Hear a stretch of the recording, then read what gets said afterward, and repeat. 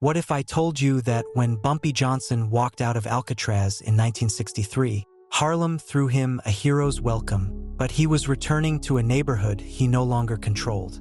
The man who once negotiated as equals with Lucky Luciano now faced a brutal reality. The Italians had taken over his numbers rackets, his old crew had scattered, and federal agents were watching his every move. Yet somehow, this 58-year-old ex-con would spend his final 5 years building a legend that Hollywood still can't get right. The first stop Bumpy made after his release was 135th Street and Lenox Avenue. This corner had been his headquarters before Alcatraz, the nerve center of his numbers operation. But when he walked up to the old storefront, a young man he didn't recognize was collecting slips from runners. The kid looked right through him. No recognition, no respect, just another old man asking questions about business that wasn't his concern anymore.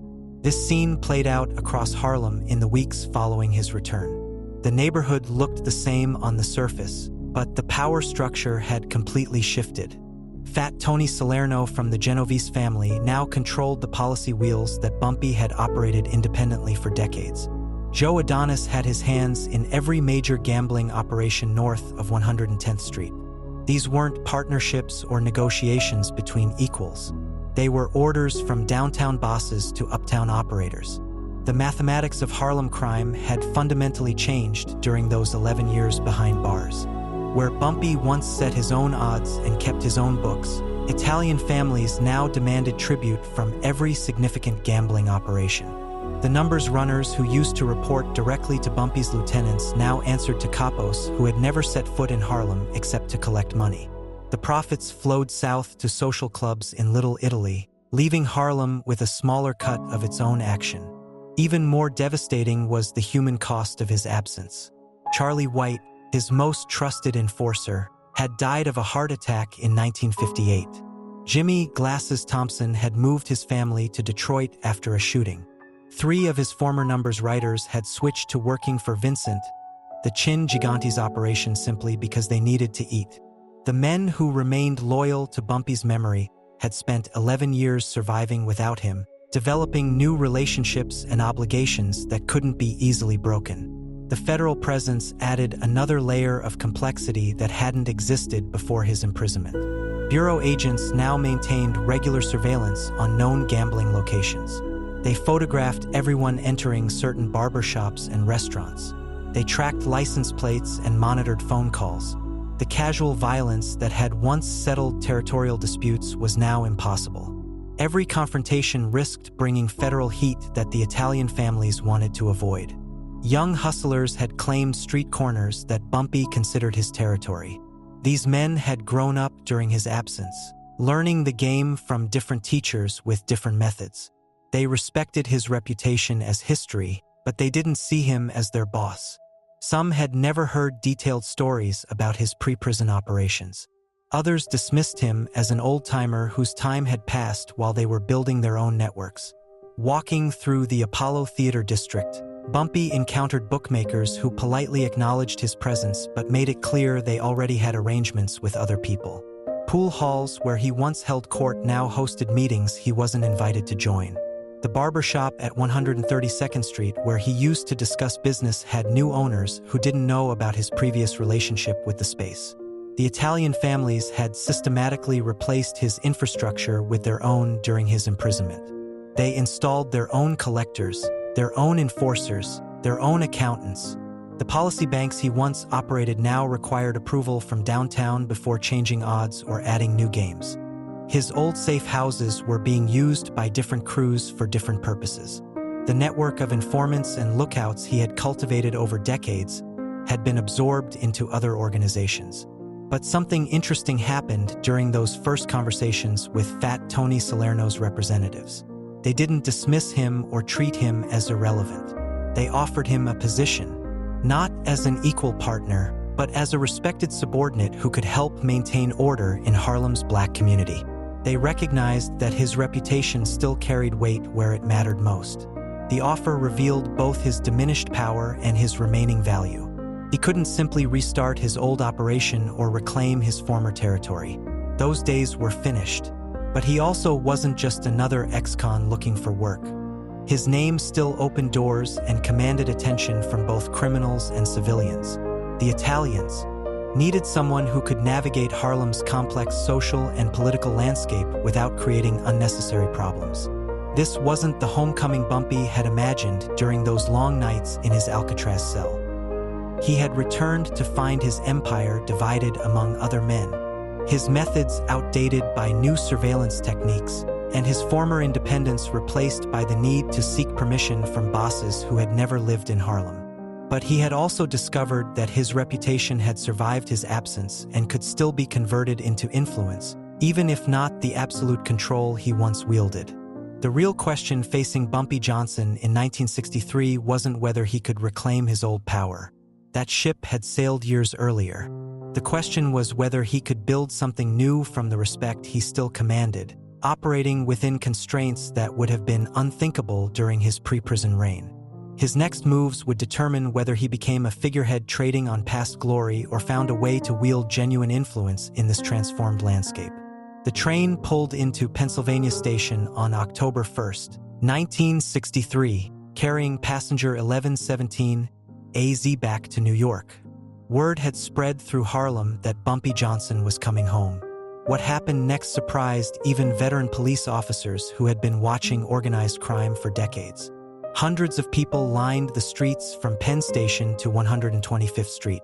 They held handmade signs. They cheered. They treated his arrival like a political candidate returning from campaign exile. This wasn't the typical reception for an ex-convict. Federal agents watching from unmarked cars couldn't understand what they were seeing. Here was a man who had served 11 years for drug trafficking, and Harlem was throwing him a parade. Children who had never met him waved from apartment windows. Elderly women stood on stoops clapping as his car passed. Young men abandoned their corner conversations to follow the procession uptown. The scene looked like a civil rights leader returning from jail, not a convicted narcotics dealer. The celebration made perfect sense to Harlem residents who remembered life before Bumpy's imprisonment. They had watched their neighborhood change during his absence, and not for the better. White criminals who had once been kept out by Bumpy's enforcers now operated loan sharking operations that trapped families in impossible debt cycles. Numbers runners working for Italian bosses showed less respect for community boundaries, conducting business in front of churches and schools without regard for local customs. Stories about Bumpy's community contributions had grown larger during his prison years. Mothers told their children about the scholarship money he had provided to send kids to Howard University and Hampton Institute. Shop owners remembered how he had quietly paid rent for families facing eviction during hard months. The tales weren't all true, but they contained enough truth to feel authentic. People recalled specific instances where Bumpy's intervention had prevented violence or helped solve problems that official authorities couldn't or wouldn't address. The drug charges that sent him to Alcatraz had never sat right with many Harlem residents. They knew Bumpy dealt in gambling and loan sharking, activities they could understand even if they didn't approve. But the federal government claimed he was running heroin operations that flooded their streets with drugs. Neighbors who had watched his daily routine found this hard to believe. They had seen him eating lunch at the same restaurant every day, playing chess in Marcus Garvey Park, attending church on Sundays. This didn't match their image of a major drug dealer. The timing of his arrest had also raised questions in the community. Federal agents had raided his operation just as he was becoming more vocal about civil rights issues and police brutality in Harlem.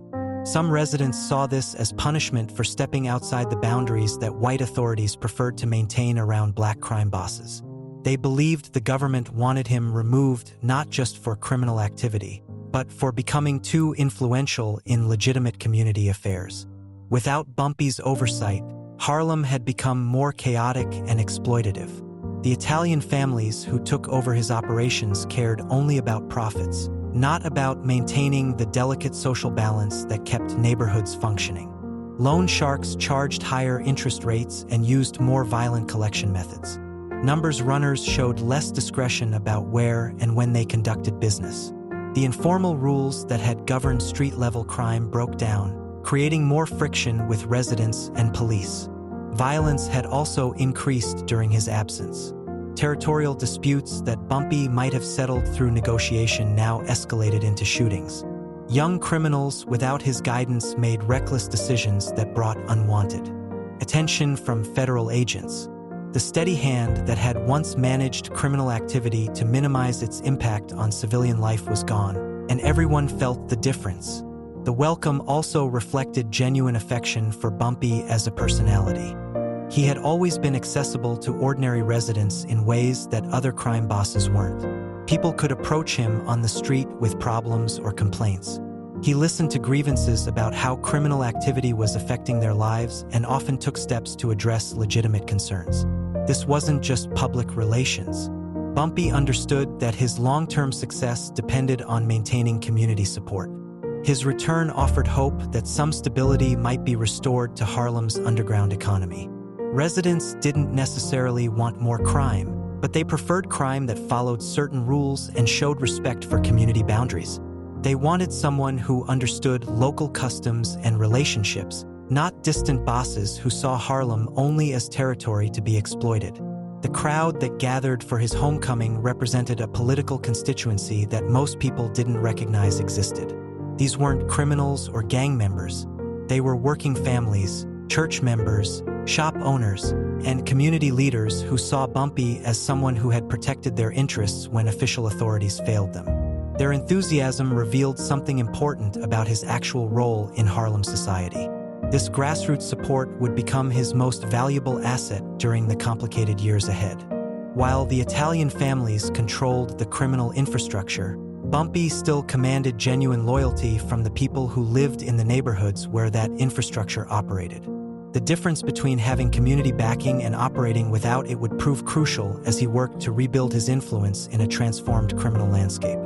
Malcolm X walked out of the Audubon Ballroom on February 14, 1965, knowing that someone wanted him dead. His split from the Nation of Islam had created enemies who understood his daily routines, his security weaknesses, and his speaking schedule. Traditional bodyguards couldn't protect him from threats that came from within his former organization. The NOI had street connections that could track his movements and insider knowledge of his protective measures. Federal agents were also watching his every move, not to protect him but to gather intelligence on his international connections and political activities. This created an impossible security situation. Official protection was unavailable because Malcolm's radical politics made him a target of government surveillance rather than protection. Private security firms couldn't provide the kind of street-level intelligence needed to identify threats before they materialized. Malcolm needed someone who understood Harlem's underground networks and could gather information from sources that wouldn't talk to conventional security personnel. Bumpy Johnson offered exactly what Malcolm needed. His criminal organization had informants throughout Harlem who heard about planned violence before it happened. His reputation for handling problems decisively served as a deterrent to potential attackers who might think twice about targeting someone under his protection. The combination of early warning and credible threat of retaliation was something that no legitimate security service could provide. Their partnership began through mutual contacts in Harlem's interconnected social networks. Both men understood that the neighborhood's civil rights activists and criminal organizations often shared the same community concerns, even if their methods differed completely. They had grown up in the same streets, dealt with the same police harassment, and witnessed the same economic exploitation that affected all Black residents regardless of their legal or illegal activities. Malcolm recognized that Bumpy's support carried practical advantages beyond security. The criminal networks that moved money, information, and people through Harlem could also move resources to support political organizing when necessary. Bumpy controlled relationships with legitimate businessmen who might be reluctant to openly support Malcolm's controversial positions, but could be persuaded to provide quiet financial backing or meeting spaces. For Bumpy, supporting Malcolm represented both personal conviction and strategic calculation. He genuinely respected Malcolm's intellectual courage and commitment to improving conditions for Black Americans. But he also understood that aligning himself with the civil rights movement enhanced his standing in the community and provided political cover for his criminal activities. Federal agents found it harder to target someone who was publicly supporting legitimate civil rights work. The relationship created complications with both the FBI and rival criminal factions.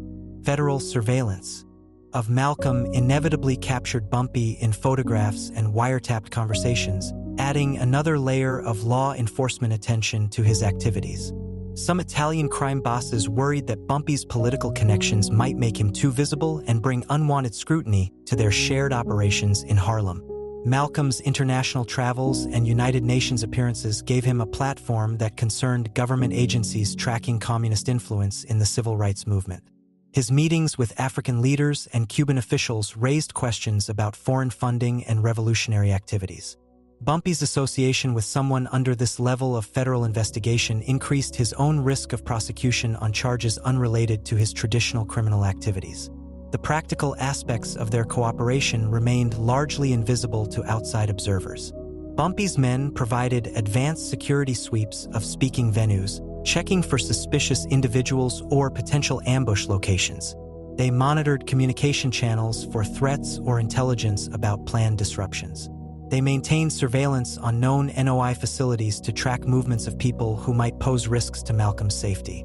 This wasn't a formal arrangement with written agreements or regular payments. Instead, it operated through the informal networks that governed much of Harlem's social and economic life. Favors were exchanged, information was shared, and mutual benefits were understood without explicit negotiation. Both men maintained their separate organizations and objectives while cooperating on specific security and community issues. The assassination on February 21, 1965, demonstrated both the value and limitations of their partnership. Despite Bumpy's intelligence network and deterrent reputation, the attackers succeeded in killing Malcolm at the Audubon Ballroom. The security arrangements that had worked for smaller venues and less publicized events couldn't protect against a coordinated attack in a large public space with multiple entry points. Bumpy's response to Malcolm's death revealed the genuine nature of their relationship. He immediately organized fundraising efforts for Betty Shabazz and her children, using his network of legitimate and illegitimate contacts to gather financial support. He provided security for the funeral arrangements and helped coordinate community responses to the assassination. These actions carried real risks for someone trying to maintain a low profile after returning from federal prison. The fundraising campaign demonstrated Bumpy's unique position in Harlem society. He could approach numbers runners and loan sharks for donations while also soliciting contributions from church leaders and business owners. His ability to bridge different parts of the community made him particularly effective at organizing grassroots support for causes he believed in.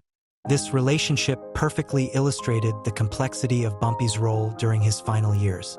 He remained a criminal who profited from illegal activities that sometimes harmed his community. But he also served as a protector and supporter of legitimate political movements that sought to improve conditions for Black Americans. These contradictions defined his legacy and explain why different people remember him so differently. The night of June 11, 1962, 3 inmates crawled through ventilation shafts they had been secretly widening for months. Frank Morris and the Anglin brothers had spent over a year planning their escape from Alcatraz, creating dummy heads to fool guards during bed checks and fashioning makeshift life preservers from stolen raincoats. But the most crucial element of their plan remained the biggest question mark. How would they get off the island once they reached the water? Alcatraz sat in the middle of San Francisco Bay, surrounded by freezing currents that had killed previous escape attempts. The 3 men needed outside help to survive the crossing. They needed someone with boats, local knowledge, and the resources to coordinate a pickup operation in complete darkness. Most importantly, they needed someone they could trust absolutely, because betrayal meant death or life in solitary confinement.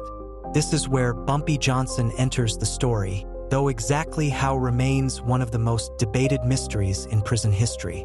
Some former inmates claimed he organized the entire outside support operation from his cell.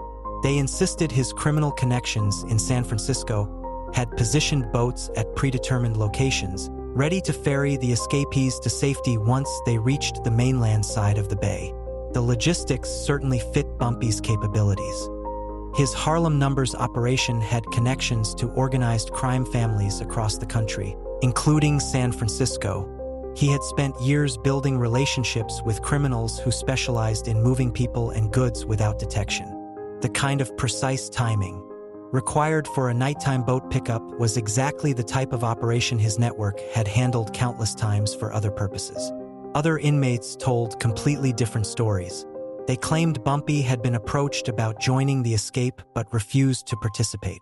According to these accounts, he listened to the plan, offered advice about timing and logistics, but ultimately decided that breaking out would destroy his chances of eventually returning to Harlem as a legitimate community figure. The conflicting stories reveal something important about prison culture and information flow. Inmates often shared partial truths or complete fabrications to enhance their own reputations or settle personal scores. Real escape plans were discussed in whispers between trusted allies, not broadcast to entire cell blocks. The fact that multiple versions of Bumpy's involvement circulated suggests that his actual role was kept deliberately ambiguous. What makes the mystery more intriguing is the timing of decisions each man had to make. By 1962, Bumpy was already planning his post-prison life in Harlem. He had been corresponding with community leaders and maintaining relationships that would be crucial for his eventual return. Participating in an escape attempt would have meant abandoning those careful preparations and spending the rest of his life as a fugitive. The escape required inside knowledge that Bumpy definitely possessed. He understood guard routines, shift changes, and security vulnerabilities that took years of observation to discover. His reputation among inmates meant that other prisoners shared information with him that they wouldn't trust to newcomers or unreliable characters. Whether he used this knowledge to help the escapees or simply chose not to interfere remains unclear. The timing also reveals something about Bumpy's long-term strategic thinking. He was scheduled for release in late 1963, just 18 months after the escape attempt. A successful breakout would have gained him immediate freedom, but at the cost of permanent exile from everything he had built in New York. The mathematics of the situation favored patience over immediate gratification. Fellow inmates who knew Bumpy well described him as someone who always calculated risks and benefits before making major decisions. He had survived decades in organized crime by avoiding unnecessary gambles and choosing battles he could win. The escape represented exactly the kind of high-risk, low-reward proposition that he typically avoided. The mystery deepened because Bumpy never discussed that night publicly after his release from Alcatraz. He gave no interviews about prison life and avoided questions about famous inmates or dramatic incidents. This silence was characteristic of his approach to sensitive topics, but it also fueled decades of speculation about what really happened. Prison records show that guards conducted extra security checks in the days following the escape, interviewing inmates about possible accomplices or advanced knowledge of the plan. Bumpy's name appears in some of these reports, but only as someone who was questioned, not as someone suspected of direct involvement. The official investigation found no evidence linking him to the escape operation. The 3 escapees were never found, despite extensive searches by federal agents and local police. Whether they drowned in San Francisco Bay or successfully reached the mainland remains unknown. If Bumpy had organized outside support that helped them survive, he took that secret to his grave in 1968. What seems certain is that the escape decision, whether to help or stay out, demonstrated Bumpy's ability to think beyond immediate circumstances and focus on long-term objectives. He was already envisioning his return to Harlem not as a fugitive hiding from federal agents, but as a community figure who could operate openly despite his criminal background. This calculated approach to major decisions would define his entire post-prison strategy. The question of Bumpy Johnson's real power after Alcatraz comes down to a single meeting that took place in November 1963. Fat Tony Salerno from the Genovese family sat across from Bumpy at a restaurant in Little Italy. The conversation lasted 3 hours. What they discussed would determine whether Bumpy operated as an independent crime boss or worked as a well-paid employee for Italian masters. 2 completely different versions of this meeting exist in FBI surveillance reports and witness accounts. The first version describes Bumpy negotiating from a position of strength, laying out terms for his return to Harlem operations. He supposedly demanded control over specific numbers, territories, and veto power over new gambling operations in black neighborhoods. Salerno listened and agreed to most requests because he needed someone who could maintain order without constant supervision. The second version tells a different story entirely. According to these accounts, Salerno dictated terms while Bumpy listened and accepted whatever arrangements the Italians offered. He received permission to reopen limited numbers operations, but only under strict oversight from downtown bosses. Every major decision required approval from Genovese family leadership before implementation. The truth reveals itself through examining what actually happened in the months following that meeting.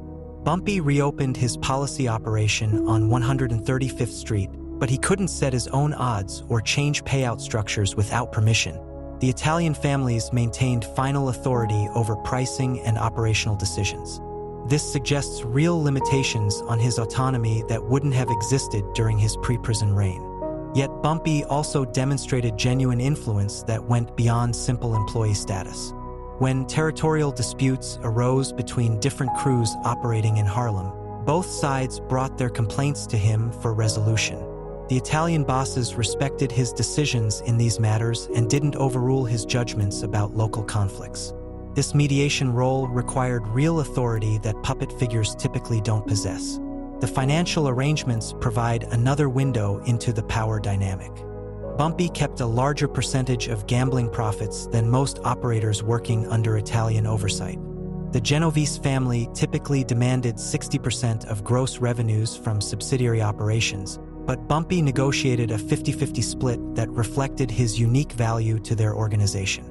This better deal suggests he possessed genuine bargaining power.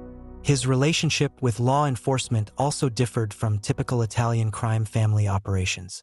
Police detectives who had known Bumpy for decades continued treating him as a significant figure worthy of personal attention.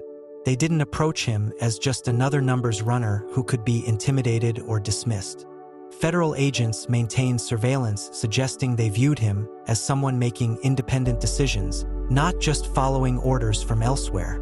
The day-to-day reality of Bumpy's operations reveals the complexity of his position. He controlled hiring and firing decisions for his immediate crew without seeking outside approval. He determined collection routes, established relationships with new customers, and handled routine operational problems independently. These management responsibilities indicated real authority over his assigned territory. But larger strategic decisions required consultation with Italian leadership.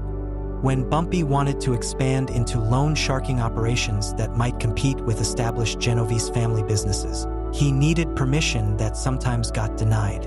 When federal heat increased on gambling operations, shutdown decisions came from downtown bosses rather than his own risk assessment. The Italian families valued Bumpy for reasons that had nothing to do with his criminal skills. They needed someone who could navigate Harlem's complex social and political networks without creating unnecessary problems.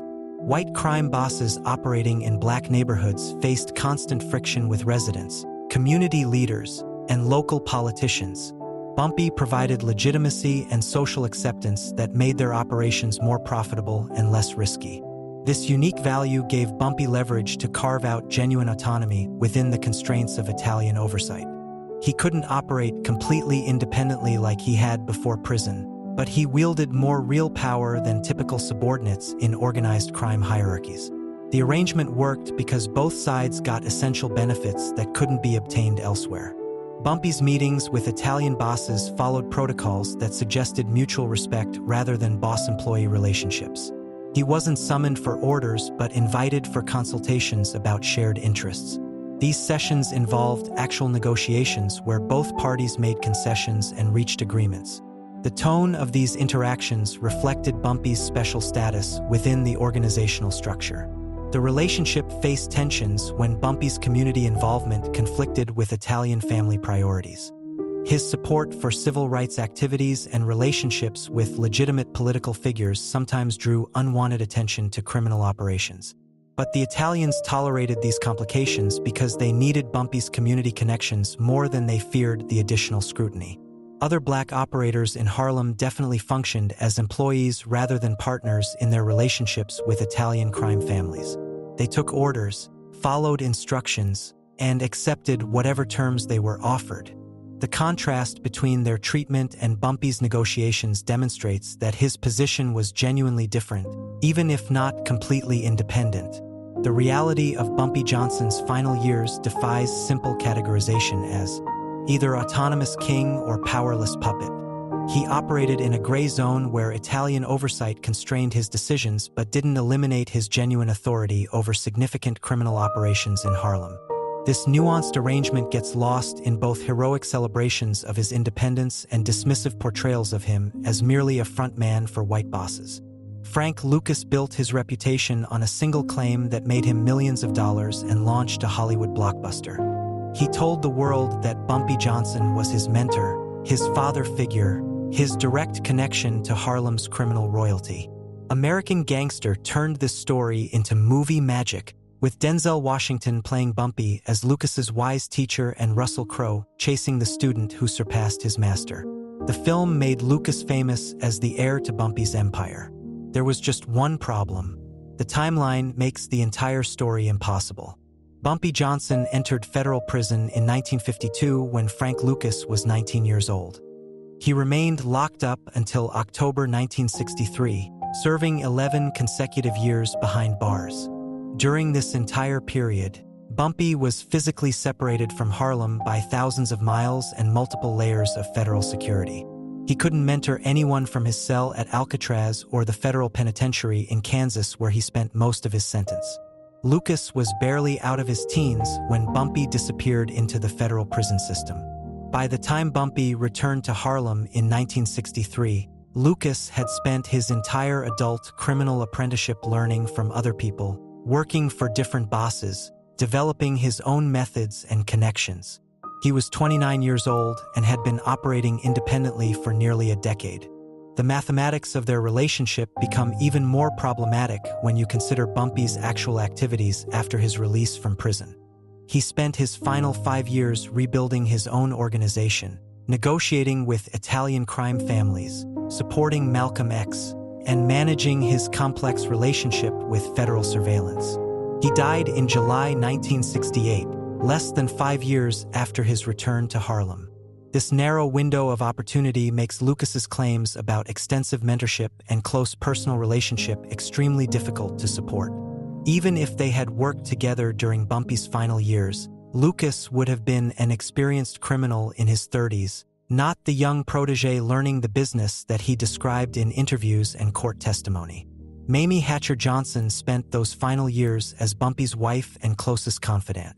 She watched him rebuild his organization, choose his associates, and make decisions about who to trust with important responsibilities. Her assessment of Frank Lucas was direct and unambiguous. She called him nothing more than a lackey, someone who performed minor tasks but never held significant responsibility in Bumpy's operation. The real relationship between Bumpy and Lucas was minimal and professional rather than personal and mentoring. Lucas was one of many young hustlers in Harlem who tried to associate themselves with Bumpy's reputation and legend. He ran small errands, delivered messages, and handled routine tasks that any number of people could have performed. This was business contact, not the close father-son relationship that Lucas would later describe.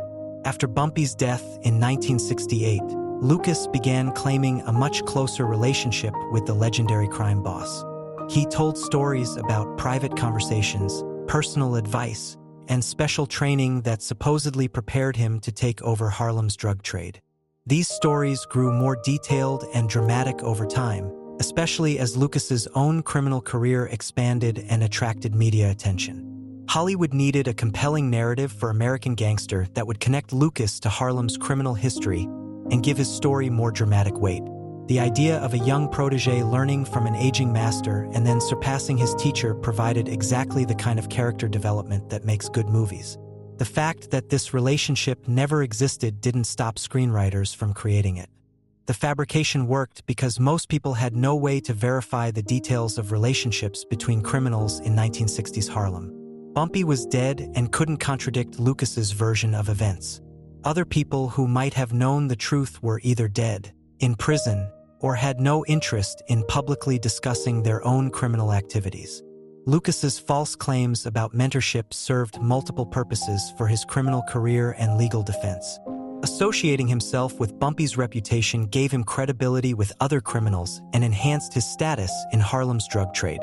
When he was eventually arrested and prosecuted, the mentor story helped explain his rise to power and made his cooperation with federal agents seem more valuable. The lie became so widely accepted that it's now treated as historical fact in documentaries, books, and academic studies of organized crime. People quote Lucas's descriptions of his relationship with Bumpy without questioning the basic timeline that makes their close association impossible. This distortion reveals something important about how criminal legends develop and spread. When the real story is less dramatic than people want to believe, fictional versions often replace factual accounts. Lucas understood that claiming Bumpy Johnson's legacy was more profitable than admitting he built his own criminal career through different methods and connections. The Frank Lucas myth shows how carefully we need to examine claims about historical relationships, especially when those claims serve obvious financial or legal purposes for the people making them. The truth about Bumpy Johnson's final years is complicated enough without adding fictional apprentices and invented succession stories that never happened. The heart attack hit Bumpy Johnson at 10:15 p.m. on July 7, 1968, while he was eating dinner at Wells Restaurant on Lenox Avenue. The man who had survived Alcatraz, negotiated with Lucky Luciano, and protected Malcolm X collapsed at his usual table. He died at Harlem Hospital 2 hours later. His funeral 3 days later drew over 800 mourners to Abyssinian Baptist Church. They came to honor someone they remembered as both criminal and community protector. Bumpy had funded college scholarships and organized food distributions, but the money came from gambling operations that sometimes destroyed the same families he helped.